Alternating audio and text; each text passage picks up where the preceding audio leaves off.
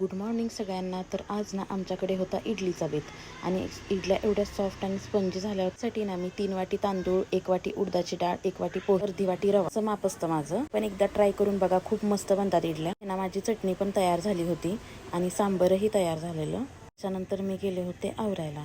तर आज मला जायचं होतं साताऱ्याला. मग पटापट रेडी झाले, नाश्ता केला आणि बाय बाय. तेवढ्यात आल्या आमच्या शेजारच्या माई. तर आता ह्या ना माझ्यासाठी असंच काही ना काहीतरी खायला घेऊन येत असतात. त्या घरी थोडं जरी काही बनवलं ना तरी लगेच माझ्यासाठी घेऊन येतात. चला आता आईला बाय बाय केलं आणि आम्हाला जायचं होतं साताऱ्याला. तरी तुला पण वाटत होतं की आपल्यासोबत आई पण येणार आहे, पण तिला जसं समजलं की नाही आई येत नाही तेव्हा तिने तोंड पाडलं होतं. मम्मापेक्षा आम्हाला जरा आई जास्त लागते, त्याच्यामुळे मग काय तिचा चेहरा बघा किती पडलाय.